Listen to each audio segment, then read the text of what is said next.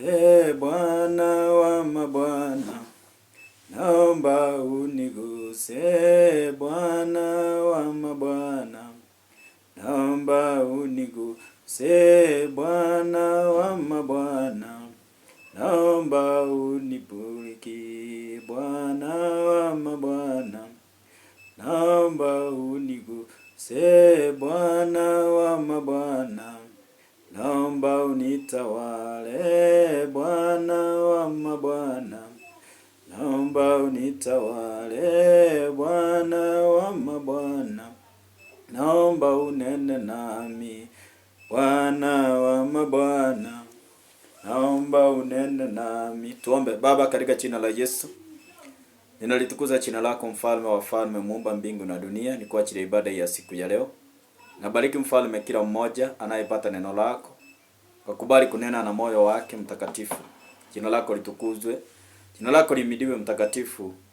Nabariki kila mmoja Bwana anayepata neno lako, wakubali kunena na moyo wake. Unitumie nami kama chombo ni kwa ajili ya ibada hii. Asante Bwana kwa neno lako.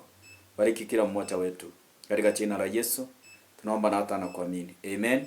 Basi karibu sana kwa ajili ya ibada yetu ya siku ya leo, ambao Bwana ametupa nafasi ili tukaweze kushiriki neno lake. Basi naomba nikukaribishe, ujisikie kwamba uko mahali ambapo panapofaa.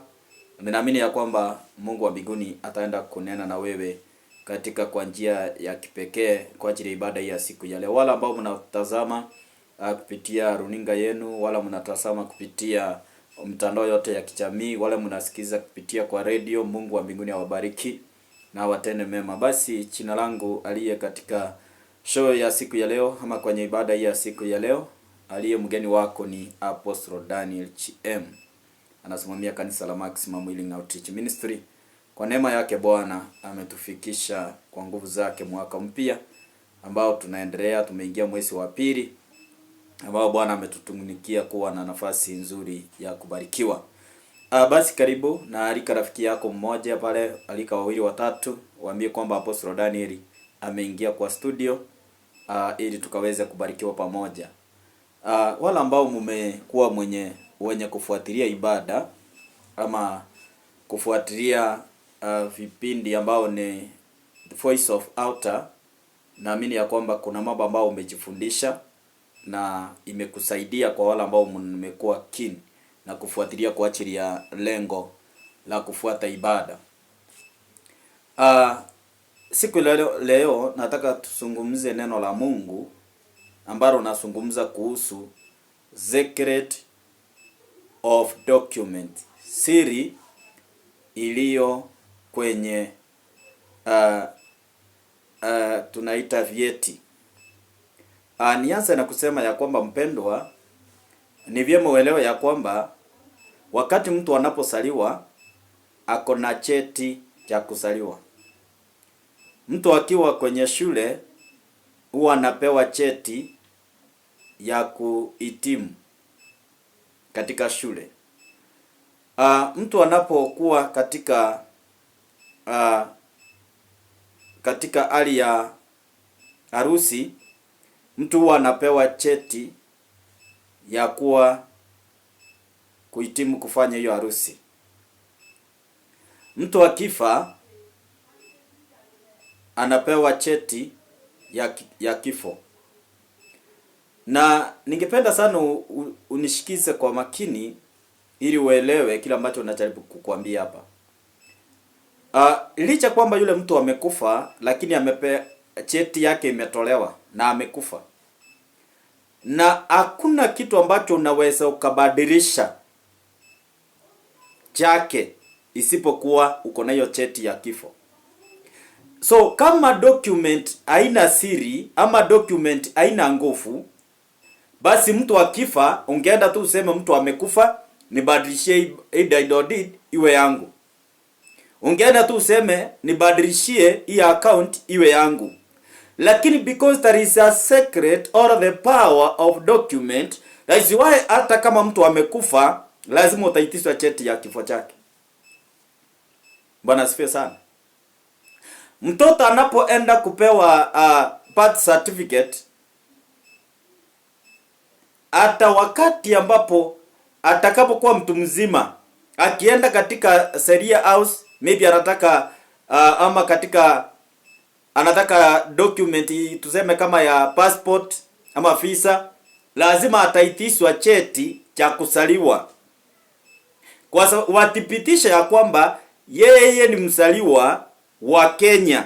Natumia Kenya sasa because naongea na watu wa Kenya, na yule ambao uko nje ya Kenya, wewe sasa utachukua cheti ya hiyo nchi. Leo mtu akitoka Kenya aende nchi nyingine, anapewa cheti ya nchi hiyo. Wale ambao wamekaa sana, kuna wale wanatakanga kufanya kuwa citizen wa huko. Hawezi fanyika citizen wa nchi fulani. Wacha nitumie kama huyu mwanasiasa anaitwa Miguna, huyu wakili Miguna, wakati ule walienda kuapisha Raila awe rais, alikamatwa na akapelekwa all the way to Canada.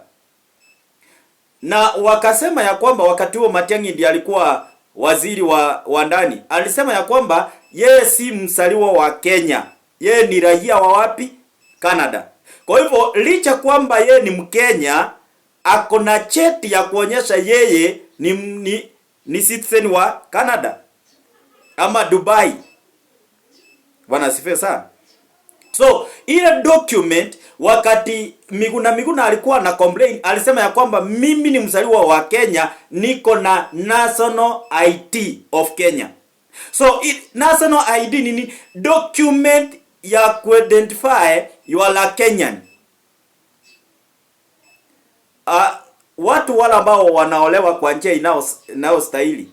Unajua kuna watu wanaolewa kwa njia isiyofaa na kuna wale watu wanaolewa kwa njia inayofaa.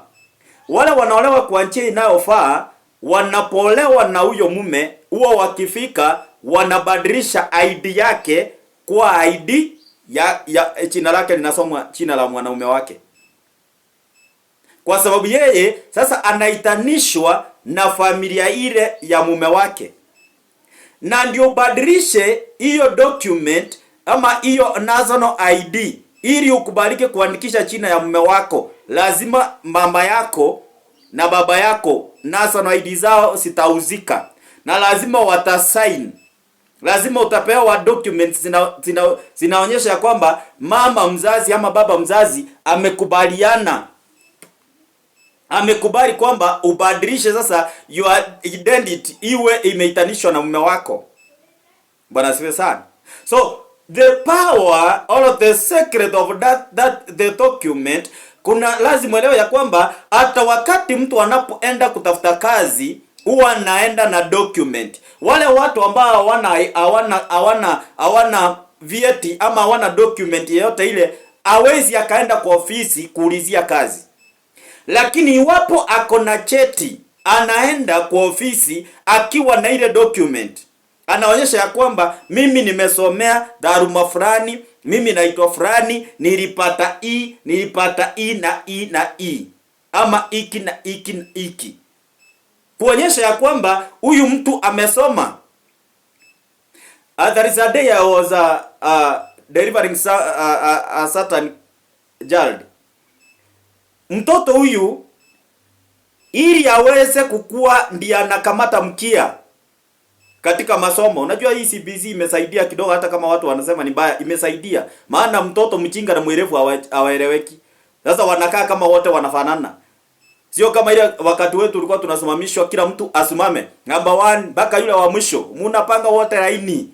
Imagine mzazi uko hapo na mtoto wako ndio wa mwisho huko. Ilikuwa hipo, ndio wanaume walikuwa hawaendi kuenda kwa shule. Mpaka hata leo wanaume hawapendi kuenda shule wakati wa crossing day, hawapendi. Kwa sababu wanajua watoto wanaweza waibisha. At least hii sasa masomo imeleta ile kufunikia hiyo. Mchinga na mwerevu hawezi akajulikana kwa document, ndiye inaonyesha. Bwana sifa sana. So ile document inaonyesha kwamba huyu mtoto amehitimu kutoka kiwango fulani kwenda kiwango kingine. Document. Sasa ni lazima uelewe ya kwamba there is power, there is a secret behind document. Bwana asifiwe sana. Bwana asifiwe. wakati ambapo Rais William Ruto alipokuwa anaapishwa, number 1 alipewa cheti ya kuonyesha yeye ndio president elect. Wakati kule Bomas, wakati kina Redama walileta vita huko, kulipeanwa document ya kuonyesha Rais Ruto elect. MP akiwa amekuwa elect, lazima onyeshe, apewe document ya kwamba wewe ndio elect ama wewe ndio mchaguliwa. Hawezi tangazwa tu ati ya kwamba yeye ndio amepita hiyo election. Lazima kuonyeshe cheti na yule anayepeana cheti na anayepewa lazima kutipitishe kupitia picha. I don't know if I'm talking with somebody. Sasa lazima my brother uelewe ya kwamba kuna siri katika hii mambo tunaita cheti ama document. Usicho ukafanya mzaa na document. Nimeiombea mtu ambaye amepoteza vyeti vyake, ajui ameweka wapi na ziko kwa nyumba, lakini anatafuta na apati. Sasa nilipomuombea hiyo usiku, akaenda kwa nyumba, akakuta hata zimewekwa kwa sanduku. Akajiuliza, si nimeishi nikitafuta hapa na mbona sioni? Akauliza mke wake, kwa nini hizi vitu, mbona kama ulileta ukaweka hapa, mbona mimi sijaiona? Akamwambia, mimi hata sijui, mimi nilikuwa natafuta na wewe. So zile document silipiwa. Nimeiombea mtu anaenda anapeleka documents zake kwa kampuni, ana apply kazi, alikuwa ameapply kampuni 7, lakini hakuna hata moja ambaye ameitwa. Kila kampuni anaambiwa tutakuita na documents ziko kwa kampuni. Sasa katika harakati ile nilipokuwa ninaombea document, hapo ndipo aliitiwa kazi 3. Akaniambia, mtumishi, mimi niliamua kuchagua kazi iko na pesa mzuri, maana niliitwa na kazi 3. Sasa nimeitwa hii, nichague gani? Mimi naona nichague hii kazi mzuri ya pesa mingi. Nikamuuliza, hiyo mingi ni pesa ngapi? Nikamwambia basi ingia hiyo na upewe promotion kwa haraka. So hakuwa mchinga, but documents zake mganga amechukua, amefanyia ibada. Wakati mtoto ambaye aliye mwerefu, kitabu chake ndio kinachukuliwa, because hiyo ndio iko na kuonyesha document yake ya kwamba huyu mtoto ni mwerevu. Ukitaka kujua mtoto mwerevu ni katika kitabu chake. Sio kama kuna mtu ananielewa. Angalia hata mzazi, angalia kitabu cha mtoto wako, kitakuonyesha huyu mtoto ni mwerevu ama ni mtoto mjinga.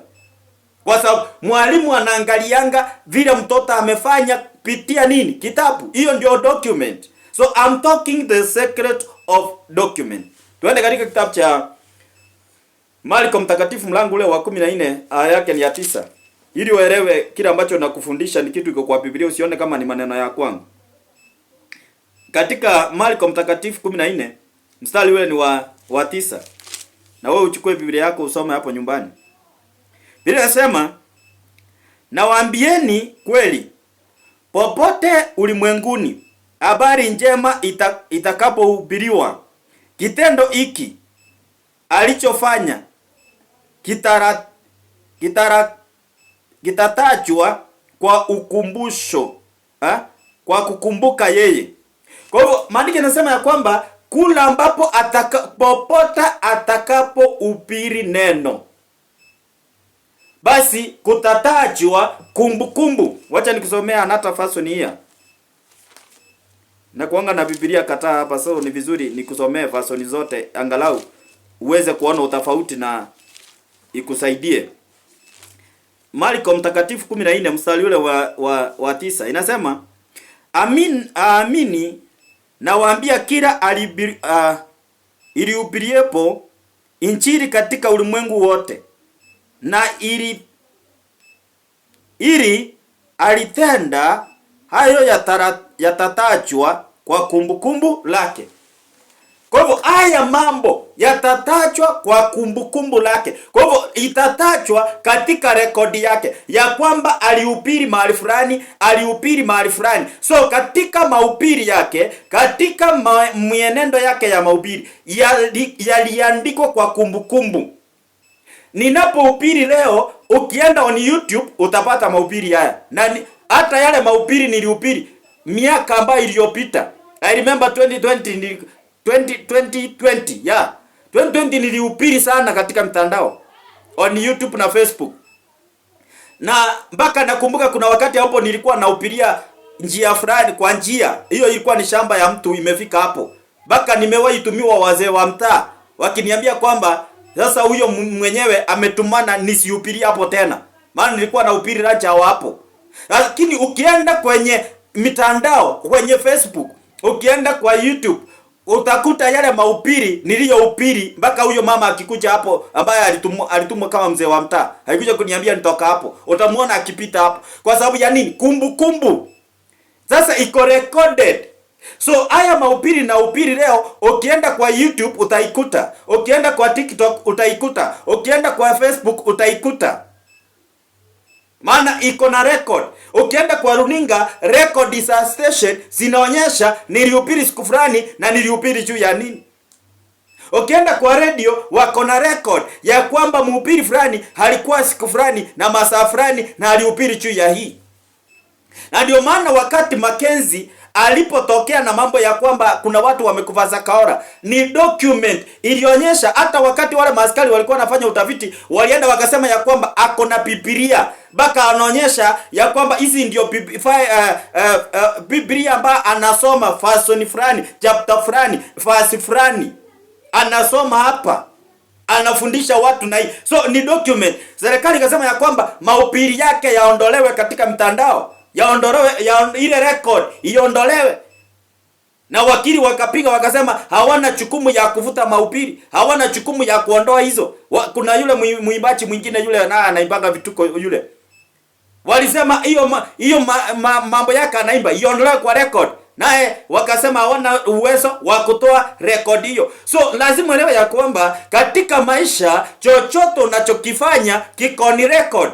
Unapokuwa katika hali ya matendo duniani, uelewe ya kwamba iko kwenye kitabu chako cha kumbukumbu. Na ndio maana Maandiko yanasema kwamba nyakati za mwisho tutakapotoka duniani, ama Yesu atakaporudi ufalme wa pili, kutasomwa kumbukumbu ya matendo ya kila mmoja. Ulikuwa unaitwa nani? Kimani. Basi Kimani, matendo yako ulipokuwa duniani ulifanya A, B, C, D. Siku moja nikawa ninaombea mama mmoja alikuwa amekosa mtoto. Na nilipokuwa nikimwombea, nikamwangalia, nikaona kwa mikono yake kuna mwagika damu.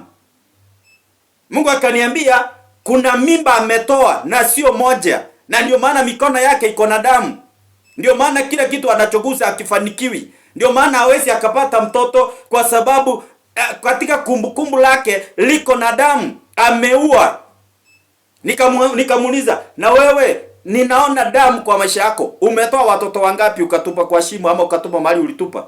Kama mimi nimeua watoto 5. Nikamuuliza, hiyo kitu ikuhukumu? Kaniambia inanihukumu, lakini nani nitaambia? Ninaogopa nikiambia pastor ataenda kusema. Ninaogopa nikiambia bwana yangu sasa atanifukuza. Sasa anaogopa, lakini katika kumbukumbu lake bado iko recorded. Katika anga yake iko recorded. Hata unasikia William Ruto anasema aje? Mimi ninafanya mtihani wangu. Inapofika 2027 wananchi watasaisa nini? Mtihani wangu. Basi ndio wataamua kama watanirudisha ama watanirudisha. Kwa hivyo anatafuta nini? Document. Kumbukumbu lake. I remember wakati ambapo mtu ambaye anaitwa Kibaki alipokufa, watu walikuwa wanaenda. Wakati wa Moi alipokufa, watu walikuwa hata nakumbuka kuna chama toka all the way from Western akikuja mpaka Nairobi kuona Moi. Kwa nini? Yale matendo Moi aliyotenda, yale matendo Kibaki aliyotenda. Sasa haya mambo yako kwenye kumbukumbu. Yachasaulika katika mawazo ya watu. Yachaweza kuondoka katika akilini za watu. So ni lazima uelewe ya kwamba there is power and the secret in document, my brother. Usiassume maneno unayofanya duniani. Kila kitu iko recorded. Katika anga yako imerecord kila ambacho umefanya duniani. Kama wewe ni wa mshene, record yako inaonyesha. Na ndio maana Biblia inasema in the book of Psalms chapter number 1 ya kwamba usikae kwa vikao za wasengenyaji. Usikae vikao za watu ambao ni waovu. Kwa hivyo anaonyesha ya kwamba katika kumbukumbu lako basi kusiwe ya kwamba kunaonyesha ulikaa na waovu. Kwa hivyo hata kukaa na waovu ni document umeweka katika anga yako, inaonyesha ya kwamba katika document yako ulikaa na waovu, ulipanga kuua mtu. Basi katika document yako ama katika ile vitabu zako za kumbukumbu zimeandikwa ya kwamba ulipanga kuua mtu, ulipanga ukaua mtu, ulisudia mabaya kwa mtu. Sasa in your spiritual realm there is a record ya kwamba uliua, there is a record ya kwamba uliipa, there is a record ya kwamba ulisini, there is a record ya kwamba ulifanya hiki, kwa sababu kila kitu unachokifanya katika ulimwengu wa kiroho kiko na record. Unapotumika kanisani, labda wewe ni mwimbaji, rekodi yako inaonyesha wewe ni mwimbaji. Kama wewe ni mwanakwaya, katika rekodi yake inaonyesha wewe ni mwanakwaya. Kama wewe ni mhubiri, rekodi yako inaonyesha wewe ni mhubiri. Leo hii mtu hawezi niita mwimbaji habari, mwimbaji Bwana Yesu asifiwe. Lazima niitwe mchungaji because mimi ni mchungaji. Rekodi yangu inaonyesha huyu ni mchungaji. Bwana asifiwe sana.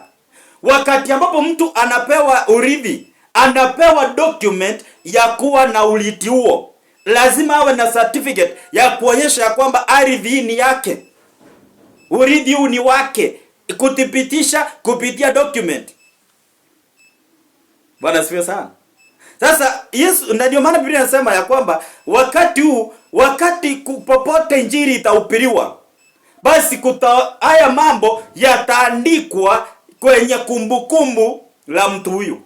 Kwa hivyo na wewe elewe ya kwamba kile ambacho unachokifanya kiko recorded on your spiritual realm. Kiko recorded. Matendo yako yameandikwa ama yamenakiliwa ya kwamba wewe ni fulani na matendo yako yote yamenakiliwa. Bwana asifiwe sana. Hebu tuende katika kitabu kile cha Luke chapter number 7 and 4-5. Luke chapter number 7. Tuenda hapo na wewe. Verse number 4 to number 5. Inasema walipofika kwa Yesu walimsihi sana, wakasema huyu anastahili afanyiwe jambo hilo, kwa maana yeye alipenda taifa letu na ndiye aliyetuchengea lile sinagogi. Basi Yesu akaenda pamoja nao. Alipokuwa karibu kufika nyumbani kwa yule jemedari, alituma marafiki zake wakamwambia Yesu, Bwana, usijisumbue zaidi, maana mimi sistahili uingie nyumbani mwangu. Bwana asifiwe. So unaona mpendo ya kwamba hapa kuna mtu ambaye ametenda mambo mazuri, ametenda mambo ya haki, ametenda mambo ya kupendeza, ametenda mambo ambayo ni mazuri. Bali inasema kwamba watu wakamwendea Yesu, wakamwambia ya kwamba huyu jemedari anastahili, anafaa kutendewa jambo hili. Kwa sababu ya nini? Maana yeye ndiye aliyetenda haya mambo. Gani hayo? Kutuchengea hata sinagogi. Kwa hivyo watu wanapoenda kwa Yesu wanathibitisha kwa mbele za Yesu kusema ya kwamba jemedari ndio ni mgonjwa, ndio anakaribia kufa, lakini anastahili kuponywa kwa sababu ya kwamba ametutendea kutuchengea sinagogi. Sinagogi ni kanisa. Bwana asifiwe sana. So ni vizuri na wewe waelewe ya kwamba wakati ambapo unapokuwa katika maisha, hata wakati ambapo unapoona kanisa la Mungu linachengwa, mpendwa, hata kama una uwezo, kubali kumbukumbu lako lihusike katika ile kitabu. Ya kwamba mimi nilihusika kuchenga kanisa. Hata kama una uwezo. Maandiko yanasema huyu mtu, maandiko inasema kwamba wakasema jemedari ako na haki ya kutendewa. Ya nini? Kutendewa, kuponywa. Kwa sababu ya nini? Alichenga sinagogi. Wacha hii mambo ya nyota. Watu wanasunguka wakisema wanasaidia vijana. Hiyo ni haki ya Mkenya. Unajua kutipiwa Kenya ni haki yako kama Mkenya kutipiwa. Sio favor ya mwanasiasa. Hiyo si favor, ni haki yako kutipiwa. Kwenda kusoma shule sio favor ya mwanasiasa na kufanyia, ni haki yako kama Mkenya kusoma. Uko na haki kama Mkenya. Ni haki yako.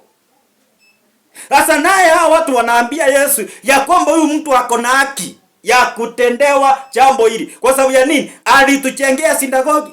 Sasa leo mpendo, wewe wakati ambapo unapoangalia kumbukumbu lako ni gani? Document yako mbele za Bwana. Leo hii kumbukumbu lako ikiletwa, kitabu cha kumbukumbu ama record yako ikiletwa mbele za Bwana. Labda unahitaji kupona. Je, utaponywa? Labda unahitaji kufunguliwa. Je, utafunguliwa? There is a day, there is a certain lady alikuja kanisani na alikuwa mgonjwa. Sasa mimi nilipotaka kumuombea, because ni jukumu langu niombee mtu, nikasikia sauti ya Mungu inaniambia muambie amke aenda aguse kila ambacho amefanya kwa hii kanisa. Kila ambaye amefanya aenda aguse hiyo na atakuwa amepona. Nikamwambia nasikia Mungu ananiambia wewe enda uguse kenye umefanya kanisani. Na hapo ndipo utapona. Hata sikuombei, maana Mungu ameniambia nisikuombee, uguse kenye ulifanya. Hakuna kitu alikuwa amefanya. Hata machi yenyewe kuleta ya kumob church alikuwa hakuna. Na alikuwa ameshiriki kanisa hiyo miezi 3. Lakini hata machi yenyewe ya 20 bob hakuna. Hakuna siku amewahi mob kanisa haenda aguse hiyo kanisa, aguse hiyo floor aseme nilikuwa nimemob hii kanisa. Vitambaa zilikuwa zimenuliwa, hakuna mahali yeye amehusika kununua hiyo kitambaa. Viti zilikuwa zimenuliwa, hakuna mahali alikuwa anahusika katika kununua hizo viti. So hakuna mahali ambapo angeguza. Sasa nikamwambia mimi hivyo ndivyo nimeambiwa na hivyo ndivyo mimi natii Mungu. Siwezi tii wewe, nitatii Mungu. Kaniambia sasa mtumishi, sasa nifanyaje na mimi hakuna kitu kweli nimefanya. Nikamwambia sasa nenda ufanye. Wewe enda uangalie ni nini utaleta. Yule mama akaenda, sijui Mungu alimuongelesha, kaenda kanunua kiti akaleta kanisani. Hata sikumuombea. Alipona, alipona. Alikuwa na discharge na akapona. Hata sikumuwekelea mikono. Kwa sababu ya kwamba Mungu alikuwa anataka kumbukumbu. Sasa my brother and my sister, ni vizuri unachita kama mkutano. Unajiuliza, je, leo hii mimi kumbukumbu langu linasema juu ya nini? Document yangu imeandikwa nini? There is a secret in document. Usiassume mpendwa document. Usiassume. Usidharau document yote ile. Hata kama ni kakaratasi kadogo. Kule Mombasa watu wengi hawana didot. Lakini wanakuanga na kakaratasi kameandikwa. Kameandikwa aliyemuuzia. Hata mimi nimewahi saini mashamba hapo. Kuna yule aliyeuza na kuna yule wa kununua na kuna wale wasaidi. So nimewahi kuwa msaidi kwa watu mashamba kadhaa. Lakini tunasaini chini. Unaweka ID number, unaweka sei yako kuonyesha ya kwamba wewe ni muhusika katika upande wa document hiyo. Kuna mahali ambapo unahusika. Labda unahusika kama msaidi, ama unahusika katika kununua, ama unahusika kama kuuza. So lazima kutipitishe. So today I'm talking about the secret of document. Bwana asifiwe sana. Mpendwa, ni vizuri uangalie. Na unakuta kwamba yule mwanamke ambaye ana cheti anaweza kafukuzwa wakati wowote. Lakini yule ambaye ako na cheti ya ndoa hawezi fukuzwa ovyo ovyo. Kutafuatwa sheria. Lazima kutaenda kwa Attorney General, sijui kutaenda wapi, kutaenda kotini, koti ya mwe, kuandikwe tena cheti nyingine ya divorce. Sasa kupeanwa order ya kusema sasa chukua kitu fulani, chukua kitu fulani. Lakini if you don't have any document ya kuonyesha wewe ni mke wa fulani, ya kuonyesha wewe ni mume wa fulani, anaweza akakugeuka anytime na hakuna mahali utampeleka. Ukienda kusema ni watoto, atasema watoto tulipata kama hatujaona, utampeleka wapi? Lakini document inaonyesha ni mke, inaonyesha ni mume. Unaweza kupeleka huyo mtu kotini na afungwe kwa sababu ya document. Na ndio maana wale watu ambao wamefanya harusi akitaka kudivorce, si ile kuachana kibarabara. Ati mimi sitaki mambo yako weenda zako. Lazima kuuzike na koti. Koti iandike document ya kuonyesha divorce certificate. Sasa hapo unaweza olewa na unaweza oa. Sasa hiyo ni nguvu na siri iliyo ndani ya document. Bwana asifiwe sana. Huwezi amka tu hivi na ukafanya uamuzi. Hawezi amka tu unauza shamba tu unasema mimi nauza hii shamba. Hiyo shamba mpendo, hata kama unaishi hapo miaka 30, miaka 100, kama una cheti ya kuonyesha wewe ni mmiliki wa hiyo shamba, mtu akienda atoe document ya kwamba yeye ndio mmiliki, unaondolewa bila mchezo, unaondolewa na fujo kali. Hata kama umechenga ghorofa itaangushwa kwa siku moja. Ujaona kila maeneo pale Machakos huko wana nyumba zikiangushwa na ni manyumba zimechengwa, lakini mtu anasema hii ni miliki yangu hii. Au kuona pale kwenda kule Ochoka Ruai, kulikuwa na manyumba zinaangushwa, wanasema hii ni shamba la mwanasiasa fulani. So ni kwa nini? Kwa sababu ya ile document. Wale watoto walitokea wakasema hata kama baba alikufa, this is our property.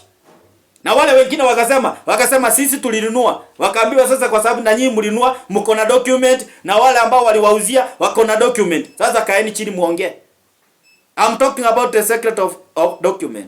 Pendo usiassume mambo kama hayo ambao inaitwa document. Au ni Yesu anaambiwa huyu mtu anastahili kutendewa jambo hili kwa sababu yeye alituchangia sinagogi.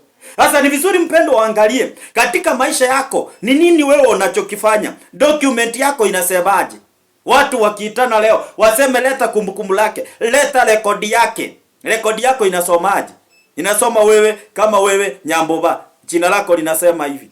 Wewe umetoka mahali fulani, unaitwa mahali fulani. Na ndio unaona hata Yesu mwenyewe mpendo, maandiko imeandika Yesu ametoka wapi, amezaliwa na nani. Hiyo ni document ya kuonyesha Yesu ni nani, ametoka wapi. Tunaona Yesu anakuja kutokea katika kisasi cha Daudi, huyu muuaji huyu mrepisti huyu. Lakini Daudi hapo tu kwa hiyo kisasi cha Daudi, hapo ndipo Yesu anakuja kutokea, na anakuja kutokea katika generation ya 14. Hakutokea tu hivi hadi sasa ametokea in 14 generation. Go and read the Bible. Hapo ndipo Yesu anakuja kutokea. Sasa yote imenakiriwa chini ya kwamba Yesu Kristo ni mwana wa Daudi, lakini katika generation ya 14. So Yesu anaonyeshwa vile amekuja katika generation yake mpaka ametokea. So na wewe ndio uelewe ya kwamba hata mahali wewe umesaliwa, wewe unaonyesha wewe ni mtoto wa fulani wa hiyo generation yote. Inachuana because of document. That document, my brother and my sister, lazima uwe mwangalifu sana ya kwamba ni nini kinachoandikwa. Na ndio nakuta kwamba kuna watu ambao document zao zimeipiwa. Hebu nikusaidie, wale watu ambao wako katika gereza, kama faili yao haipo, hawezi kuhukumiwa, hawezi akahukumiwa hata iwaje. Na wale watu wako kotini wanaweza wakaungana wakaficha faili. Ile faili wanavoficha, wameficha hiyo record. Bwana asifiwe. Wakati wameficha ile record ikiwa imefichwa, sasa hakuna usaidi ya ile kesi ile inasimamishwa. Wanasema ya kwamba sasa wacha hii kesi isimame mpaka siku fulani. Document yake tutafute faili yake. Na kama haitapatikana, unaweza ukakaa rumandi, custody. Unaweza ukaishi unless Mungu tu atumane tu from nowhere, faili yako iandikwe upya. Sasa ikiandikwa upya, watafuata hiyo imeandikwa upya. I don't know if you remember ile kesi ya Mackenzie inaendelea. Kuna msaidi mmoja katika ile grupu ya Mackenzie akatokea akarudi kwa upande wa serikali. Akasema mimi sasa ninatoa usaidi vile ilikuwa Sakaora. So wakati wakoti kamwe kasema ya kwamba sasa aandikishe nini usaidi wake upya. Kwa hivyo inaonyesha ya kwamba ile faili yake ya kwanza iondolewe, andikishe upya faili. Hiyo faili sasa mpya ndio itafuatwa, sio ile ya kwanza. That is the secret of document. Kwa nini chachi anaamua anasema ya kwamba ile faili yake iachwe andikishe upya? Kwa nini isiendelee na ile aongee yale maneno? Lakini unaona anachukuliwa anaandikisha upya statement. Hiyo ndio document sasa. Mtu akipelekwa kotini, akifika kule kwa seli, before afike kwa cell kuna kule kwa OP. Bale kwa OP mtu anaandikisha jina kamili na anakaa wapi na amekamatiwa nini na ni saa ngapi amefika hapo.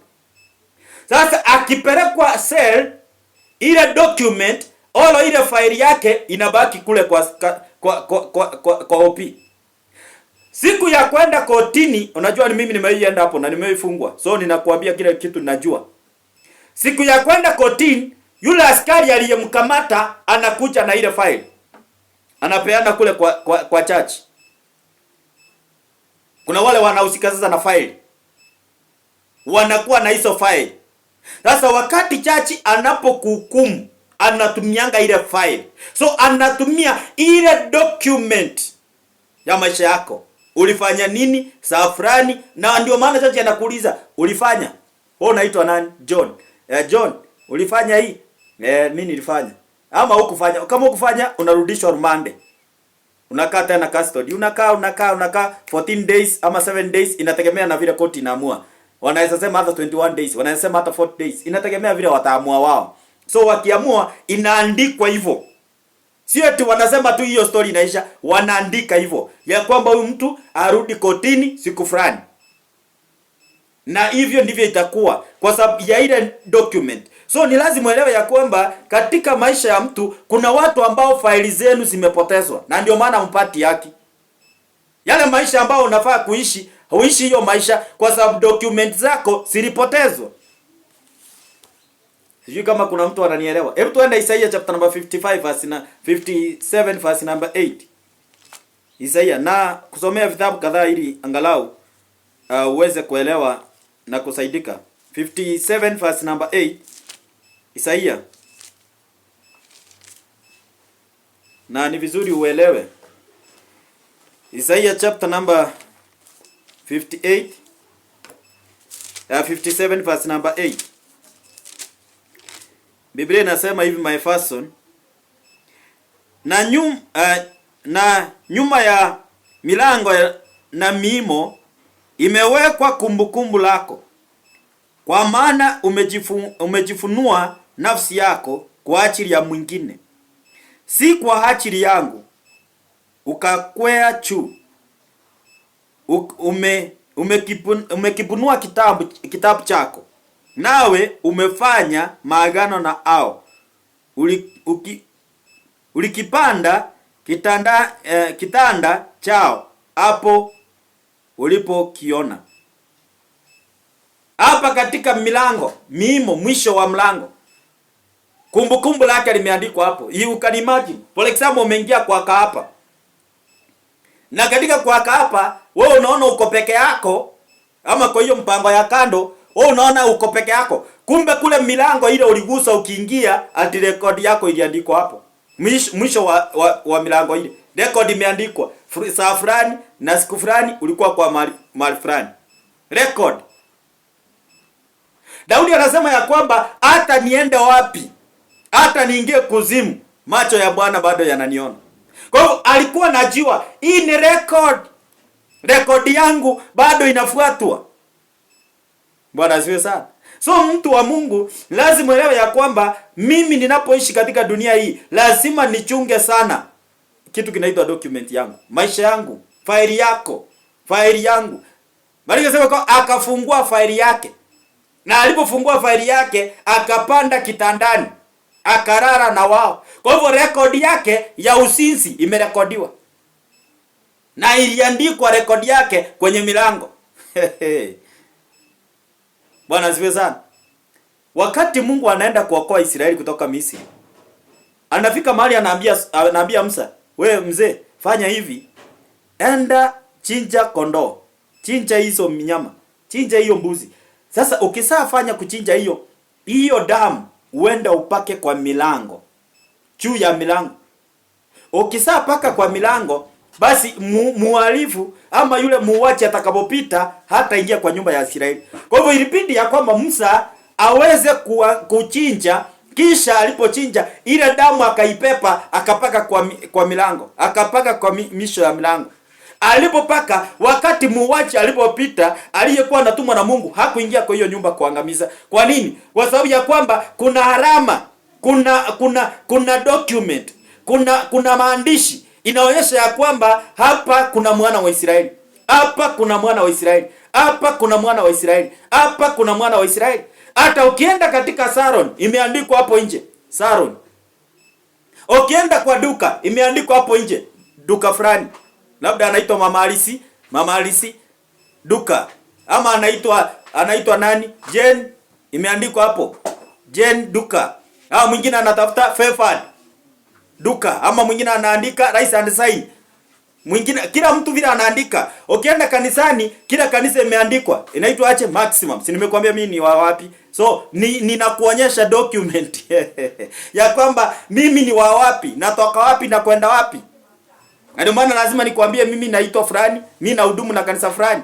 Kukuonyesha unaponitafuta, nitafute na maandiko haya, nitafute na document hii, ninajitambulisha. Faili yangu ndio naleta kwako. Hauwezi itwa Mkenya kama una ID ya Kenya. Hauwezi itwa Mkenya mpaka uonyeshe ID ya kuwa wewe ni Mkenya. Kama uko over 18 years, lazima uonyeshe. So ni lazima uelewe mambo haya mpendwa, na uchukue serious. Tuende katika Isaia chapter number 38. Verse number 1 to number 4. Isaia. Nataka kuonyesha kumbukumbu lako ili na wewe ukue serious. Biblia inasema hivi: wakati huo mfalme Hezekia aliugua sana karibu kufa. Ndipo nabii Isaya mwana wa Amozi akamwendea akamwambia, hivi ndivyo asemavyo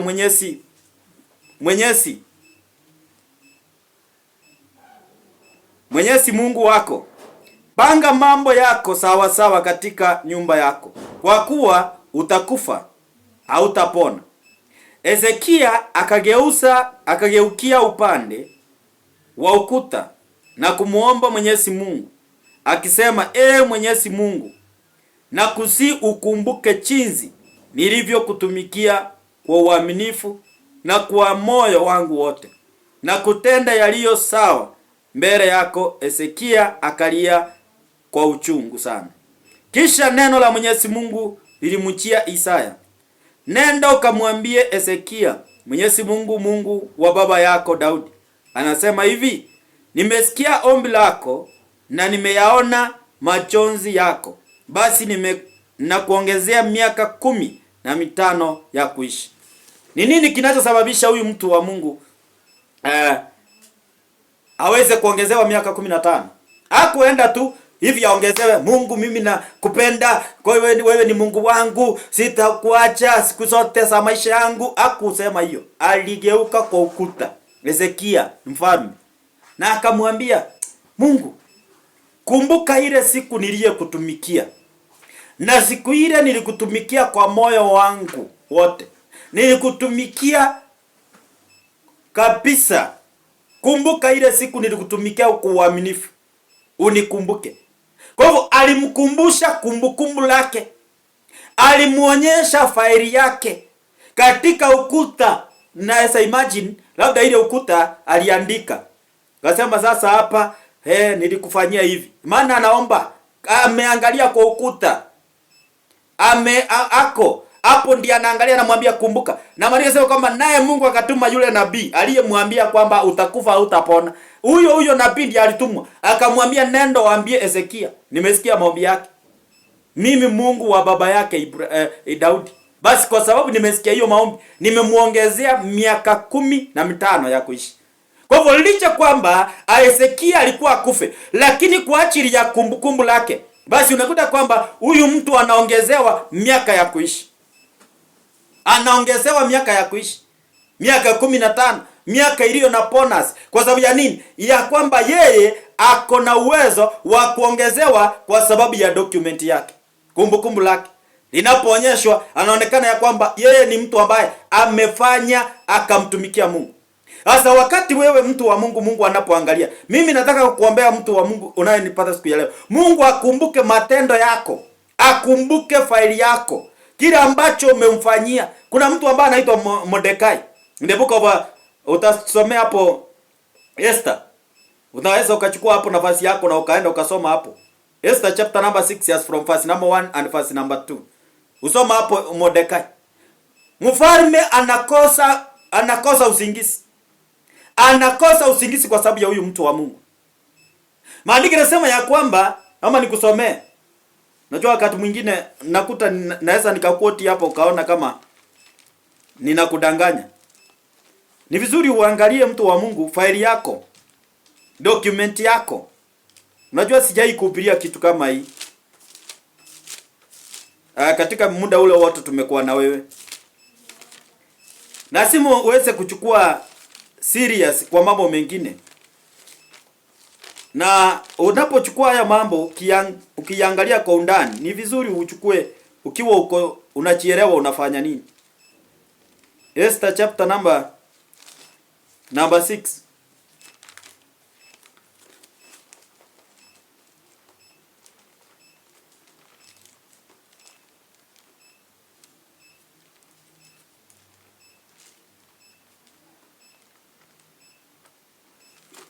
Unajua Biblia ya watu saa zingine inakuanga ngumu. Wacha nisome yangu. Lazima uelewe mpendwa ya kwamba katika maisha haya uangalie document ya maisha yako sana inasemaje. Kwa sababu katika maisha yako kuna watu ambao faili zenu zimefichwa. Yale mambo ambao mlioyatenda, hayo mambo yenu yalienda yakafunikwa. Faili zenu zilichukuliwa, faili zenu zilipotea. Na katika kupotea kwenu, hapo ndipo sasa unakuta kwamba hauwezi ukalipwa haki yako. Kwa sababu ya nini? Utalipwa aje? Nani atakulipa? Na ilihali wewe umepoteza faili. Biblia inasema usiku ule mfalme akupata usingizi. Akaamuru aletewe kitabu cha maandiko ya taifa, nayo yakasomwa mbele ya mfalme. Ikaonekana kuwa imeandikwa ya kwamba Mordekai aliwachongea Bigatani na Terasi, wasimamishi wawili wa mfalme katika uo waliolinda malango, waliotokana kumtia mikononi mfalme Ahasuero. Mordekai ilibidi ya kwamba mfalme akose usingizi. Na alipokosa usingizi, aliamuru nini iletwe? Si Mordekai. Alikuwa anapeleka wapi Mordekai? Sasa wewe unafikiria Mungu ataamua aseme ya kwamba kwa sababu wewe unaitwa nani? Damaris. Sasa wacha sasa ukuje. Anaacha na wewe. Anaangalia document yako. Anaangalia faili yako. Na akasema hapa aje, Mordekai faili yake ililetwa. Maana mfalme alisema leta hiyo faili. Hiyo faili mnapoileta ikasomwa mbele yake. Na iliposomwa hiyo faili ilikuwa ni kwenye mji ule. Huyu Mordekai alikuwa anaishi. Na hiyo faili ilipokuja wakasoma mbele ya mfalme. Na mfalme akasema sasa hii faili ukisoma hapo kiendelea, bali akasema kwamba iliposomwa akaonekana yale matendo ya huyu mtu wa Mungu alikuwa amefanya Mordekai. Bali akasema kwamba Naamani alikuwa amepanga kuangamiza. Lakini huyu Naamani, huyu muuaji huyo ndiye Mungu anatumia huyu mfalme. Anaamua anasema ya kwamba atoe hiyo naifera yake amfalishe Mordekai. Naamani akarudi akaenda akalilia kwa mke wake. Akasema nimenyanganywa naifera. Nimetolewa kwa. Sasa wakamwambia sasa, unaona huyu sasa amechukua nguvu sasa kukuliko. Ni nini ilichofanya Mordekai afalishe naifera ya Naamani? Ni kwa sababu ya kumbukumbu lake, kwa sababu ya document yake, kwa sababu ya siri iliyo ndani ya rekodi yake. Rekodi yako inasoma nini mpendwa siku ya leo? Watu wakiangalia rekodi yako inasoma nini? Rekodi yako leo ikiletwa. Leo Rais William Ruto ameitisha faili yako. Anasema niletee faili ya fulani. Faili yako inasoma nini? Itasoma wewe ubarikiwe na Ruto. Aseme kwamba nampatia hii ardhi yote hii. Anakupatia hiyo pesa ya nyota, rekodi yako ikionyesha. Itaonyesha. Hiyo pesa ya nyota anapeana, atakupea wewe kulingana na rekodi yako. Na wewe rekodi yako iko kwa Sora Fund uliipa, uko kwa CRB uliipa branch, uliipa ile nyingine ilikuwa inaitwa Tara, uliipa Equity Bank, uliipa sijui wapi. File yako inasoma wizi. Utapewaje kusimamia pesa? Ndio unaona kila mtu anaposimamishwa, mwanasiasa anapoenda pale kuochiwa, ni vile tu corruption siku hizi imejaa katika bunge yetu hii. Hii inanga haki. Lakini wanaendanga wanasimama hapo katika bunge na Senate. Wanaochiwa. Kwanza aswa bunge, wanaochiwa.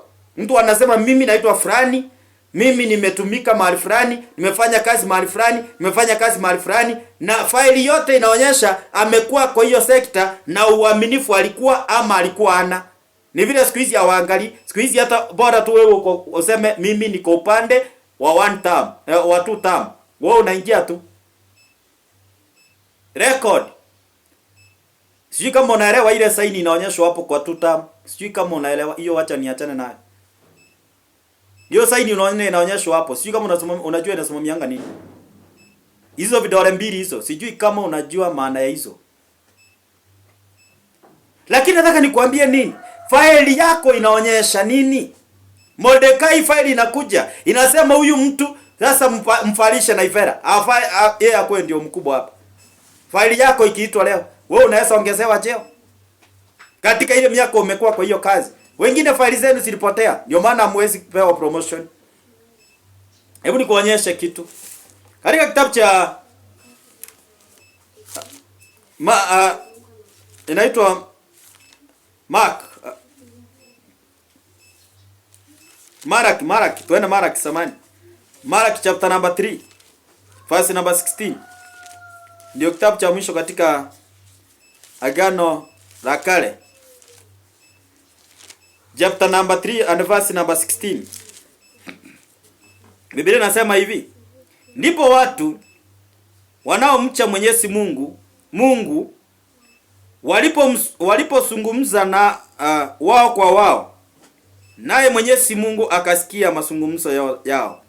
Mbele yake kikawekwa kitabu ambamo iliandikwa kumbukumbu ya wale wanaomcha na kumheshimu. Verse number 17. Iliandikwa hivi: Mwenyezi Mungu asema, hao watakuwa watu wangu, watakuwa urithi wangu maalum. Siku ile nitakapoinuka kufanya nitakalo kusudia, sitawadhuru kama vile baba alivyomdhuru mwanawe anayemtumikia. Hapo ndipo watakapotambua tena tofauti iliyopo kati ya waadilifu na waovu, naam, katika kati ya mtu anayemtumikia Mungu na asiyemtumikia. Kumbukumbu. Yes, Biblia inasema Mungu akasikia kwa masikio.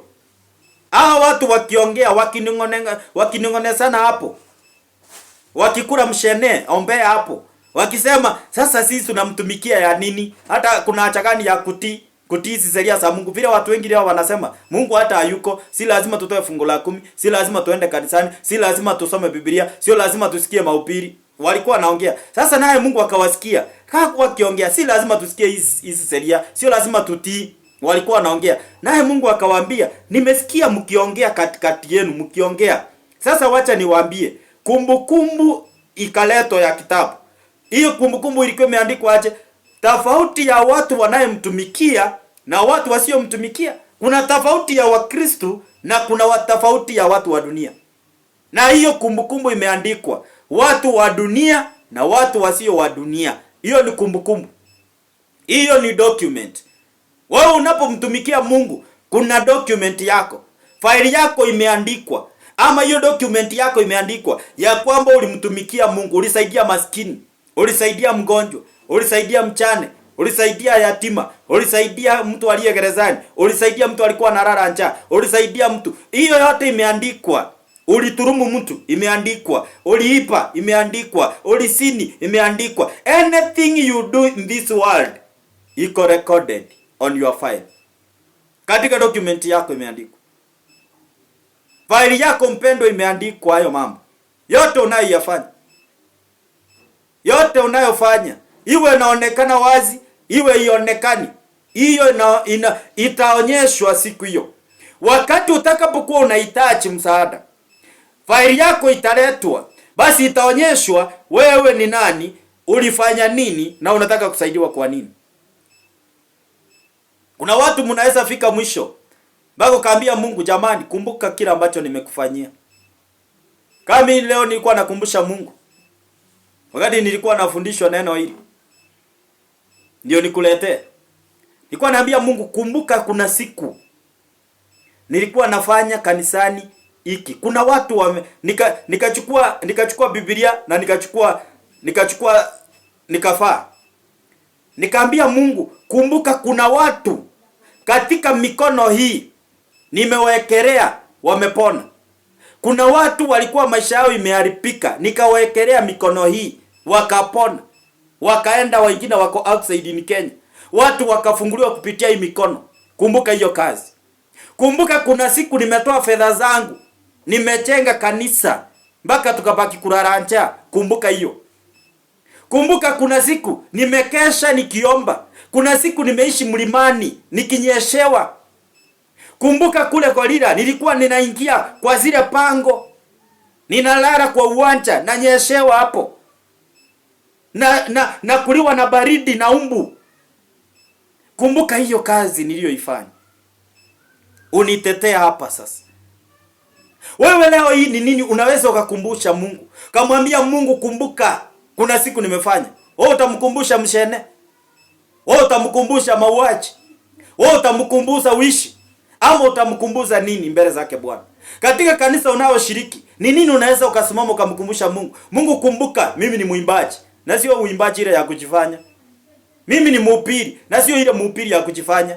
Mimi ni nini ninachofanya? Ni nini unaweza ukapeleka mbele za Bwana? Huyu ni Ezekia, anamkumbusha Mungu, anamwambia Mungu, kumbuka kazi niliyokutumikia kwa uaminifu na kwa moyo wangu wote. Na hapo ndipo Biblia inasema akaongezewa miaka 10. Sasa ni wewe na vizuri uangalie katika faili yako, katika document yako mpendwa. Unaweza ukapeleka mbele za Mungu, kamwambia Mungu, kumbuka I was reminding my God. Kamwambia Mungu, kumbuka kuna siku nilikuwa napeleka sukari kwa mchungaji. Sikuwahi kosa kumpeleka kila Jumapili. Hata siku siyuko nilikuwa natumananga inaenda. Sikuwahi kosa. Hata kama ninajua siku fulani nitaenda kuhudumu mahali fulani, sitakuwa kanisani, ilikuwa inabidi nipeleke before Sunday. Ndio hata nisipokuwa nimeenda huduma mahali kwingine, bado sukari yangu inaonyesha iko katika selefu yake. Nakumbuka wakati nilipoingia gerezani, huyo mchungaji alienda akachukua hiyo file. Sukari zangu vile nimeweka zilikuwa, alikuwa ananikumbusha, alikuwa ananichekesha na mama mke wake, ya kwamba walienda wakachukua zile sukari wakashika hivi, wakasema Mungu mpatie kibali kule gerezani. Kwa hivyo kilichonitetea ni ile sukari nilikuwa napeleka.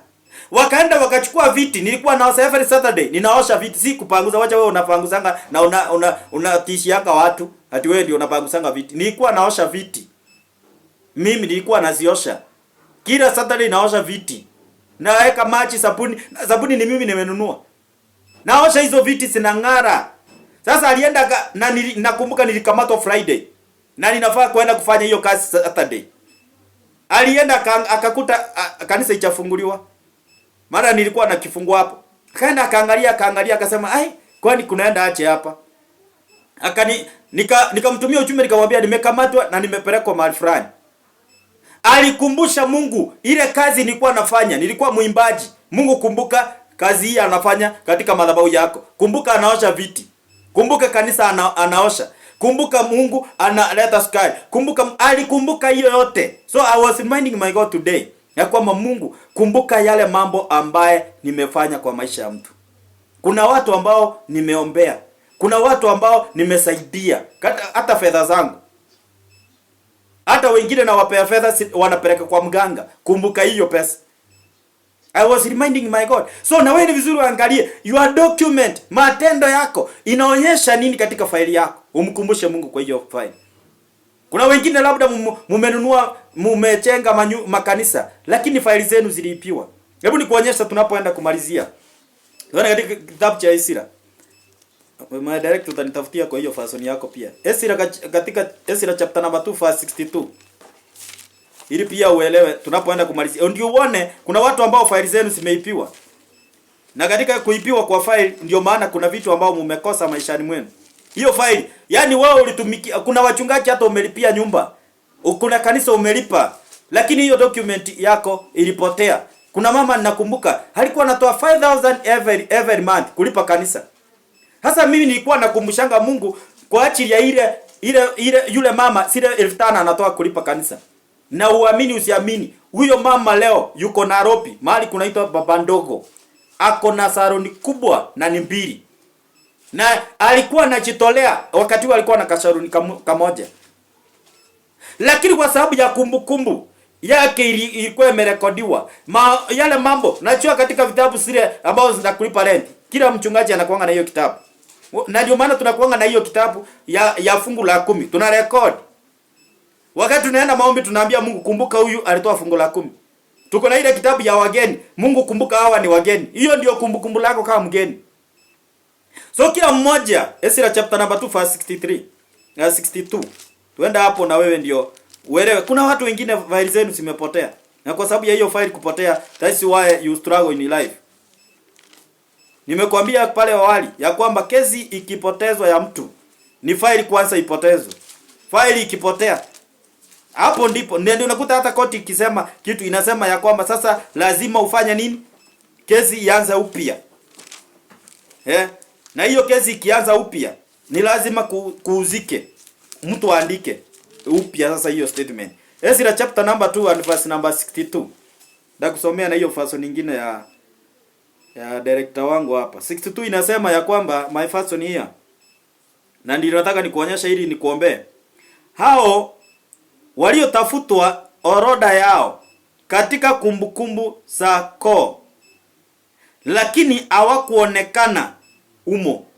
Kwa hiyo hawakuruhusiwa kushika ukuhani, kwani walihesabiwa kuwa najis. Unaona? Hawa ni watu, naongea na wale wachungaji mko hapo. Mama mnataka kuwa wachungaji. Hawa ni watu wanahitajika kuvalishwa makazi ya kufanyika kuhani. Wacha nikusomee hii version nyingine pia. Ili uelewe kuna watu ambao faili zenu zimepotea. Ulisaidia pastor faili yako ikapotea. Ulisaidia kanisa faili yako ikapotea. Ulinunua mabati faili yako ikapotea. Faili zenu zimefichwa. Mapepo yameficha faili. Sasa ndio maana hata mnapitia. Hakuna kitu mnaweza kumbusha Mungu. Maana orodha yenu haionekani. 62 inasema hivi this person. Hao waliotafuta orodha yao miongoni mwa wale waliohesabiwa kuwa nasaba. Walionekana kwa wasionekane. Kwa hiyo walihesabiwa kuwa unajisi. Unaona hawa watu? Kwa nini wanatafutwa kufanyika makuhani? Lakini wanahesabika kuwa wanajisi kwa sababu ya faili yao haimo. Faili yao ilitafutwa ikakosekana. Walikuwa wafanyike makuhani, lakini faili yao inakosekana. Bado nataka nikwambie siku ya leo ya kwamba Mungu akumbuke faili yako. Kila ambacho ulichofanya, Mungu akumbuke. Akumbuke hiyo faili ya kutetee, akupe neema ya kufungua maisha yako. Akufungulie njia ya fedha, akufungulie njia ya ministry, akufungulie njia ya kufanikiwa maisha yako. Kwa sababu ya kila ambacho ulichokitenda. Kuna mtoto yatima mmoja ulisaidia. Kuna mtu mmoja ulienda ukaona hospitali. Kuna mtu mmoja ulilipia pili. Kuna mtu mmoja ulisimama na yeye siku moja. Basi Mungu akumbuke hiyo faili. Hata mimi naomba Mungu leo akumbuke faili yangu. Wale watu ambao nimesimama na wao. Akumbuke hiyo. Hata akisahau yote, akumbuke yule mama tu niliombea mtoto wake. Alikuwa anatokwa na damu kwa kitovu miaka 3.5. Akapona. Akumbuke hiyo akisahau yote. Akisahau yote hiyo. Akumbuke yule mama alikuwa na vidonda mpaka zilikuwa zinanuka. Akumbuke hiyo. Akumbuke na anitetee juu ya hiyo. Anilipe juu ya hiyo. Na wewe sijui siku ya leo ni nini umefanya. Mungu akumbuke hicho ambacho umekifanya. Akutetee, atetee hiyo ndoa yako, atetee hiyo kesi ambayo uko nayo, atetee hiyo magonjwa ambayo inakusumbua, akutetee. Akutetee kwa hiyo maskini, akutetee kwa hiyo ufukara, akutetee kwa hiyo kukosa kazi, kwa sababu kuna watu ambao ulisimama na wao siku moja. Hata kama walifika mahali wakakudharau, hata kama walifika mahali wakaona ufai, lakini kuna siku ulisimama na wao. Mungu akumbuke hicho ulichokitenda. Bwana asifiwe sana. Hata kama uko mgonjwa, Bwana akumbuke siku moja ambao kuna kizuri ambao ulifanya. Kumbukumbu lako, your document my brother. Ningependa kuendelea lakini muda wangu hauniruhusu. Ni vizuri uelewe ya kwamba kuna mambo ambao yanaandikwa my brother and my sister on your document. Nasikia tu nisome katika kitabu cha Mhubiri. Nimalizie hapo. Najua pastor anasema anamaliza na amalizangi. Hiyo ndio shida yetu. Na unakuta wale watu wa kuenda na masaa kanisani hawakuchangi kwa kanisa la kiroho. Unajua sisi hatumalizangi haraka. Tuende katika kitabu kile cha Mhubiri. Na tutabarikiwa pamoja na Mwenyezi Mungu. Bwana Yesu asifiwe sana. Unajua wakati mwingine yale mambo ambayo tunayoyafanya tunayachukulianga tu kawaida. Lakini sio kawaida. Mungu anakuanga ako hapo na anaangalia. Mhubiri chapter number 9 verse number 5. Number 5. Chapter 9 verse number 5. Unasema, maana walio hai hujua ya kwamba watakufa, lakini wafu hawajui chochote, hawana tuso tena, hata kumbukumbu lao limesauliwa kabisa. Sasa hawa ni watu walisema kwamba walio kufa, hata kumbukumbu lao liliondolewa. Sasa kuna watu wako hai katika ulimwengu wa kiroho waliondolewa kama walikufa. Faili yako iliondolewa. Faili ya ndoa iliondolewa. Faili ya watoto iliondolewa. Faili ya kazi iliondolewa. Faili ya huduma iliondolewa. Faili ya kazi iliondolewa. Faili ya mafanikio iliondolewa. Faili ya kujenga nyumba iliondolewa. Faili ya kufanikiwa kifedha iliondolewa. Kuna faili ambao my brother and my sister imeondolewa kumbukumbu lake. Rekodi yake imefutiliwa mbali. Hebu nikwambie, koti ikiamua ya kwamba kesi yako imeisha, wanaandika kwamba file closed. File yako imefungwa. Sasa kama imefungwa, haitaletwa kotini tena. Hata ukikamatwa, haitaletwa tena. Inaletwa ile nyingine mali umekamatiwa na kenye umefanya. Sasa kuna watu ambao wako hai, lakini faili zao ama rekodi zao zimepotezwa, zimeondolewa duniani. Unaishi sawa, unatembea sawa, lakini unaishi kama mtu aliyekufa. Faili yako hakuna. Watu sijui kama unaelewa, kuna mtu ako na sura nzuri lakini hajawahi pata mwanaume wa kumuoa, maana faili ya ndoa iliondolewa. Hata uwe na simu mzuri kiasi gani, simu ya milioni 1, simu ya bilioni 1, kama ina simu kadi ya 100, haiwezi fanya kazi. Haiwezi fanya kazi. Simu ni ya milioni 1, simu ni ya bilioni 1, bila simu kadi ya 100 haiwezi fanya kazi. Kukuonyesha nini? Ya kwamba file ni muhimu zaidi. Maana inabidi hii simu card iwekwe ndio ifungwe hii simu, ndio upigie mtu. Bwana asifiwe sana. So, ni lazima uelewe ya kwamba kuna watu wanaishi katika maisha, wanapendeza ukiwaona kwa macho ya kawaida, lakini katika ulimwengu wa kiroho faili ziliondolewa. Hiyo simu card iliondolewa, faili ya ndoa iliondolewa, faili ya mafanikio iliondolewa, faili ya mashamba iliondolewa, faili ya huduma iliondolewa, faili yani uliondolewa. Katika kumbukumbu lako my brother ilifutwa. My sister ulifutwa katika ulimwengu. Yani unaishi kama mtu ambaye Paulo anasema ya kwamba tunaonekana kama watu waliokufa.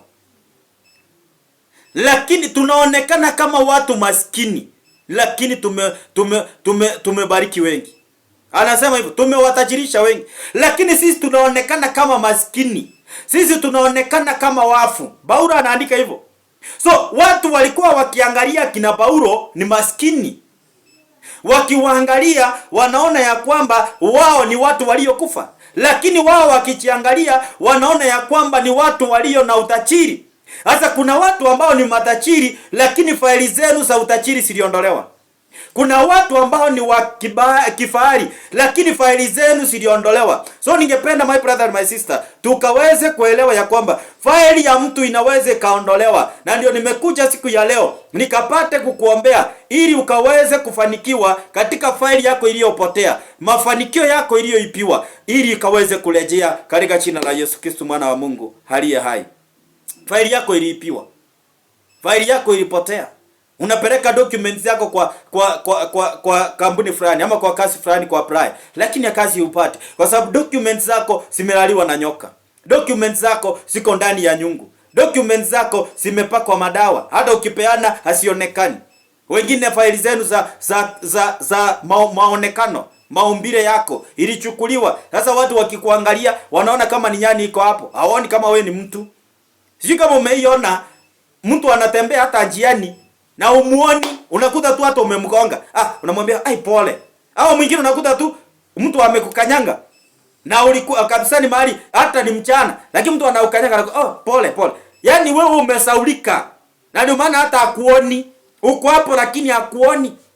Bwana asifiwe sana. So ni kwa sababu yani faili yako imeipiwa, your document imeipiwa. Nilikuwa naongea kuhusu siri ama secret of document. Nimeomba nimalizie hapo. Unaishi kama mtu aliyekufa. Faili yako ilipotea. Faili yako iliondolewa katika chini ya jua. Matendo yako yaliondolewa. Wale watu uliowasaidia, wale watu uliosimama na wao waliondoka kwa sababu faili yako iliondoka. Faili yako ionekana. Hakuna mtu anakumbuka kile kizuri uliyokitenda. Hakuna mtu anakumbuka matendo mema uliyomtendea kwa sababu ya kwamba faili iliondoka. Mawazo yao ilifutwa. Hawawezi wakakumbuka kuna siku ulisimama na wao kwa sababu ya kwamba your document iliondolewa. Mungu akubariki. Nataka kuomba na wewe ambaye faili yako imeondolewa. Yale matendo yako uliyofanya yaliondolewa katika anga. Nataka niombe na wewe. Na weka maji yako pale nyumbani kwa kikombe chako. Maana nataka kufanya muujiza hapo nyumbani. Kuna siku niliombea mtu mmoja. Nikamwambia kunywa hiyo maji. Kuna watu wanafuata na kuna wale watu ignorance. Mama nikamwambia chukua hiyo maji kwa nyumba yako. Nataka kuomba na wewe. Nikaomba hiyo maji na akakunywa. Alipokunywa alitapika, alisasi kapona. Na silikuwa simemtesa miaka. Kwa nini? Maana there is power. Distance is not a barrier, but faith is a connection. Bwana asifiwe sana. So ukiamini, chukua hiyo maji kwa nyumba yako. Naweka kwa kikombe ninapoomba. Na Mungu atakufungua na utakuwa huru kweli kweli. Wewe uko na faili zako ambao unapeleka mahali. Unaenda ku apply kazi, upewi kazi. Chukua hiyo maji yako. Maana nataka kuombea urejesho wa faili zako. Wewe ulipoteza. Nataka kuomba na wewe kibali. Ukienda kazini ukubariki. Ukienda ku apply kazi ukubariki. Lakini kabla hatujaomba juu ya hiyo, nataka kwanza niombee yule ambao uko hapo uchaokoka. Na ungependa kuokoka siku ya leo. Ni vizuri kupeana maisha yako kwa Yesu Kristo. Sema Bwana Yesu, natubu dhambi na makosa. Futa jina langu kwenye kitabu cha mauti na uandike jina langu kwenye kitabu cha uzima wa milele. Bwana Yesu, kuanzia leo nimetambua kwamba mimi ni mwenye dhambi. Nimetubu dhambi na makosa yote. Kuanzia leo nimekataa shetani na kazi zake. Bwana Yesu, kuanzia leo mimi ni mwanao. Uniokoe. Nimeomba na hata nakuamini. Sema amina kama umeokoka. Yesu anakupenda. Tafuta kanisa iliyo karibu na wewe, nenda hapo uabudu na wao na inaoabudu Mungu kwa roho na kweli. Na Bwana akubariki. Basi nataka kuomba na wewe hapa uko pale, uko mgonjwa. Ile faili ya uponyaji iliipiwa. Kuna faili ambayo ilipotea kwa anga yako na ndio maana unapitia kile unachopitia. Basi Mungu atakutendea na atakurejeshea usiku wa leo na mchana wa leo na asubuhi ya leo. Nategemea ni wapi unanipata ukiwa. Nyosha mkono wako ukielekeza kwenye screen tunapoomba, na wale ambao mko kwa radio mnashika radio zenu. Na wale ambao mnatazama kupitia kwa simu, kwa runinga, mnaonyosha mikono yenu mkielekeza kwenye screen. Tuombe. Baba wetu ishiye milele, na kuinua kwa ajili ya mpendwa huyu. Ametii sauti yako. Bwana ameweka maji kwa kikombe. Natangaza Jehova Jire, mfalme mwenye nguvu, wewe uliye na uwezo na mamlaka. Natangaza huyu Bwana aliyetii, faili yake iliipiwa mtakatifu. Nimefundisha kuhusu siri iliyo katika document. Natangaza urejesho katika jina la Yesu. Aliyoipiwa faili yake ya uponyaji, faili ya utajiri, faili ya mafanikio, faili ya huduma, faili ya biashara, faili ya pesa, my father. Chochote alichoipiwa kwa anga, natangaza kwa jina la Yesu urejesho kuanzia dakika hii. Baba, kwa jina la Yesu, huyu Bwana anapeleka documents zake kwenye kazi, kwenye kampuni. Natangaza akubalike. Natangaza favor katika jina la Yesu. Chochote Bwana wa majeshi wanakuaminia wewe, unajua watu wako walio kwenye taifa la Kenya, wote walio nje ya Kenya, na wakabidi kwako Bwana. Unajua hata ya mioyo yao. Bwana, natangaza document waliopoteza zikapatikane kwa jina la Yesu. Natangaza Bwana kilichosaulika kwao, kumbukumbu lao ilisaulika, iliyoondolewa katika anga, iliyofutwa kwenye ardhi. Natangaza kwa jina la Yesu wakarejeshewe na wewe katika jina la Yesu. Baba, ninatangaza maji ya si maji tena, bali ni damu yako. Yeyote anayetina kukunywa maji haya, muujiza utendeke mfalme. Wengine wakatabike, walio na discharge sikayuyuke na sikaondoke kwa jina la Yesu. Walio na ufimbe kwenye tumbo, walio na magonjwa ya kila aina, ikaondoke katika jina la Yesu. Umaskini na ufukara, mapepo zote za kila aina mfalme, zikaachilia watu wako Jehova Jire katika jina la Yesu. Baba, ninaachilia nguvu na mamlaka na uwezo kule nyumbani, kule kwa magari, kule Bwana wa majeshi kazini. Natangaza wanaosafiri, Baba, nguvu zako na uwezo wako, walio sokoni, popote Bwana watu wako wanatembea. Natangaza nguvu na mamlaka kwa jina la Yesu. Waanze kukombolewa Bwana katika jina la Yesu Kristo. Takatifu imidiwe na hata inuliwe milele. Kwa jina la Yesu Kristo tunaomba na hata na kuamini. Amen. Kunywa hiyo maji vile ninavyokunywa yangu hapa, tunakunywa pamoja kuungana na roho moja na wewe.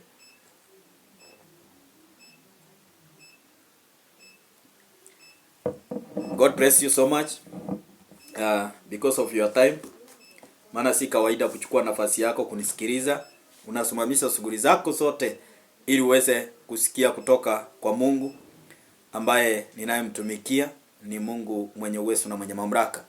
Basi mimi kutoka kwangu mimi sina la ziada, bali nawaga nikisema shalom, God bless you, we love you so much. Our partners, Mungu wa mbinguni awabariki na watende mambo makubwa, msidi kusimama na kazi ya Bwana. Na mwaka huu miujiza ya kifedha iwafuate kwa sababu ya kazi ya Mungu mnayesimama kufanya. Mungu akumbuke hiyo kumbukumbu.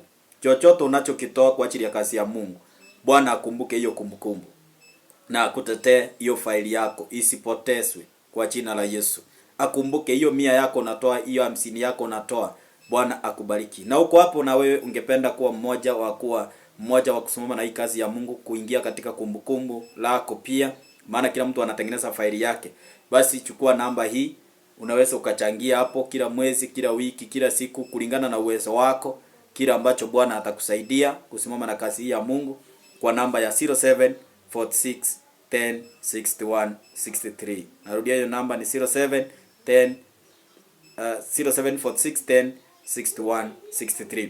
Kwa niaba ya wale mko nje ya Kenya, tumia WhatsApp namba ambayo ni +245 ambao ni kodi ya Kenya, ambao +254, alafu unaweka hapo 0717358579. So unapofanya hivyo, Bwana atakubariki na Bwana atakutenda mema. Zaidi ya yote, tusidi kuomba kwa ajili ya neema za Mungu, na zaidi ya yote fuatilia ibada zetu, tutajifundisha na Bwana atakubariki. Wakati mwingine Mungu akitujalia, utakuwa mnahudumiwa na Pastor Elizabeth, maana amepotea sana kwa muda na ako tu within. So atajiandaa kisha atawaletea neno na Mungu wa mbinguni atawabariki. Shalom, tukutane wakati mwingine majaliwa yake Mwenyezi Mungu. Mimi kutoka kwangu sina la ziada, na waga nikisema shalom, mkutane wakati huu mwingine. Pastor Elizabeth atakuwa anahudumu. Mungu awabariki na watende mema. Shalom, tukutane majaliwa.